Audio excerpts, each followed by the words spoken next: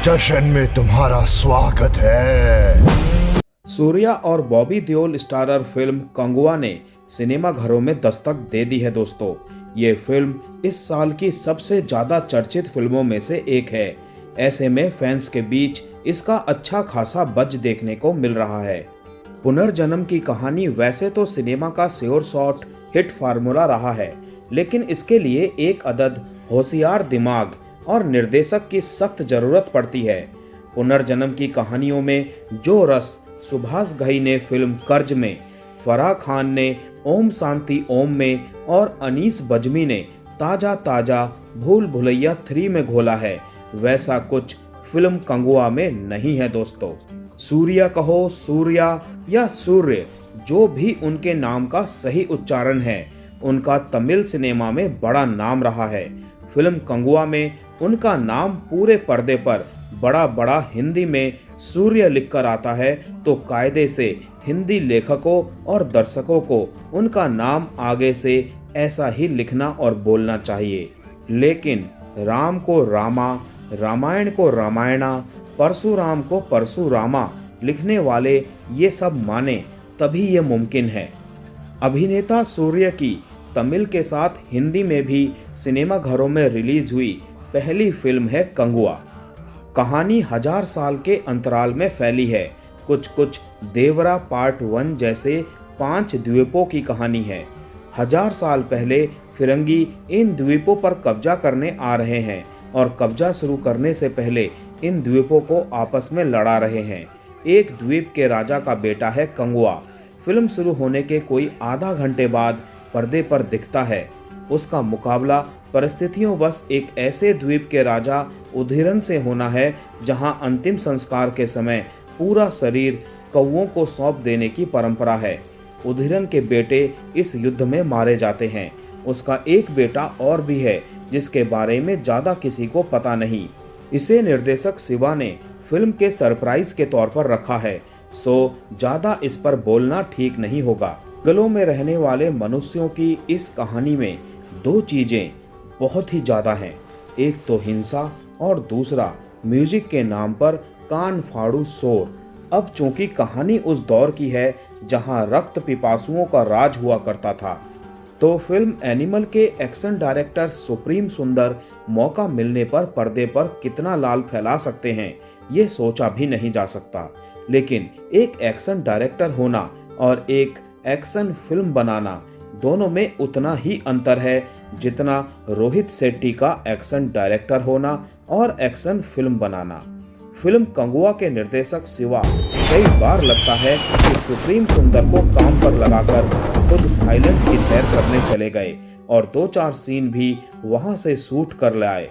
Film की कहानी में कल की 2898 AD वाला एंगल भी है। फिल्म बताती है कि साल 2024 में देश में पुलिस की हालत खस्ता है। पुलिस कमिश्नर तक अपराधियों को अपने माथतों से पकड़वाने की बजाय भाड़े के अपराधियों को इसकी सुपारी दे रहे हैं। फिल्म के शुरुआत में सूर्या ऐसे ही एक भाड़े के अपराधी के किरदार में है, जिसकी मुलाकात एक घटना के दौरान एक ऐसे लड़के से होती है जो उसे उसका पिछला जन्म याद दिलाता है। अभिनेता के तौर पर सूर्या की तारीफ तमिल सिनेमा में खूब होती रही है। उनकी गजनी, सिंघम, सिंघम 2 और सुरेरई पोट्टू जैसी फिल्मों की हिंदी रीमेक भी बनी है और हिंदी फिल्म दर्शकों के बीच भी उनकी काफ़ी इज्जत रही है। लेकिन उन्होंने अपने निर्देशक शिवा के साथ मिलकर ये सारी इज्जत अपनी पहली ही फिल्म में कम से कम हिंदी पट्टी के दर्शकों के बीच मिट्टी में मिला दी है।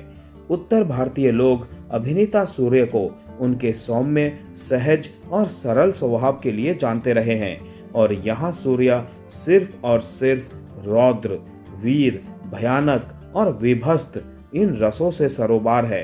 हास्य, श्रृंगार और करुणा की जो भी छींटें हैं वो इतनी कम हैं कि फिल्म खत्म होते होते याद भी नहीं रहता कि अरे इस फिल्म की हीरोइन दिशा पाटनी है। फिल्म की लंबाई और दिशा के रोल का समय अगर गिना जाए तो उनसे ज़्यादा पर्दे पर योगी बाबू नजर आते हैं।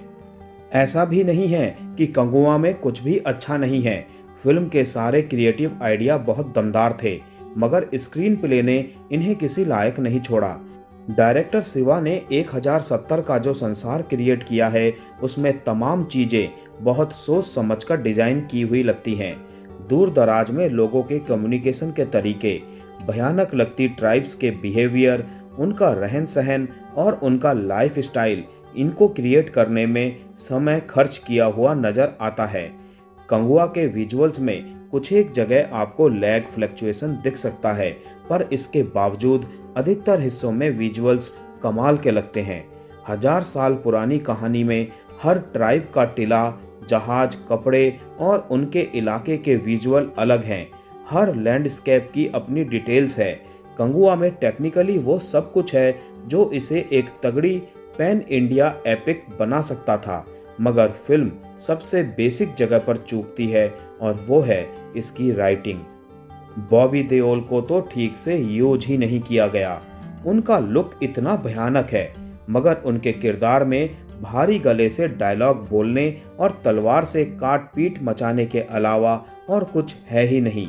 इतनी काट-पीट तो अपनी फिल्मों का हीरो ही बिना किसी लॉजिक के किए जा रहा है, तो फिर विलेन का लोड क्यों लेंगे दर्शक।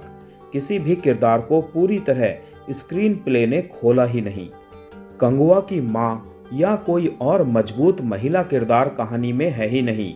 हालांकि एक सीन में महिलाओं को योद्धा बनने का मैसेज देने की कोशिश बहुत ही डंडा मार तरीके से की गई है, मगर तभी हमारा हीरो कह देता है तुम सभी योद्धाएं हो, और एक हिंदी भाषी दर्शक आए बोलकर रह जाता है।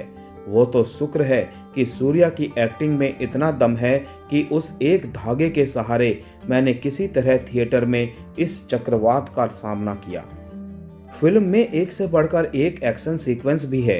ये है तो दमदार, मगर इतने लंबे हैं कि आप इनके खत्म हो जाने की दुआ करने लगते हैं। एक मगरमच्छ फाइट का सीक्वेंस अच्छा है, क्लाइमैक्स फाइट भी अच्छी है और सूर्या का इंट्रो फाइट सीक्वेंस भी दमदार था, मगर ये खत्म होने का नाम ही नहीं ले रहे थे। इसका हर्जाना फिल्म ने इमोशनल फ्रंट पर चुकाया है। फिल्म के हीरो का एक बच्चे से कनेक्शन जो बहुत ही इमोशनल और अपीलिंग होना चाहिए था और जिस पर पूरी कहानी का दारोमदार है, वो आपको फील ही नहीं होता। इसी वजह से ये फिल्म सबसे ज़्यादा थकाऊ लगती है। फिल्म के अंत में एक और पॉपुलर तमिल स्टार का कैमियो भी है, वो तो आप फिर भी झेल सकते हैं, मगर सबसे बड़ा दुख एकदम लास्ट में आता है जब स्क्रीन पर बताया जाता है कि अभी इसका पार्ट 2 भी आएगा। कुल मिलाकर कंगुआ में एक अनोखा संसार क्रिएट करने की मेहनत, क्रिएटिव आइडिया और विचार तो पूरा नजर आता है, मगर कोई भी क्रिएटिव आइडिया बिना राइटिंग के सपोर्ट के वैसा ही लगता है जैसा कंगुआ को लग रहा है। फिल्म देखने का फैसला दोस्तों आपको ये सोच कर लेना पड़ेगा कि खराब राइटिंग पचा पाने का आपका हाजमा कितना तगड़ा है।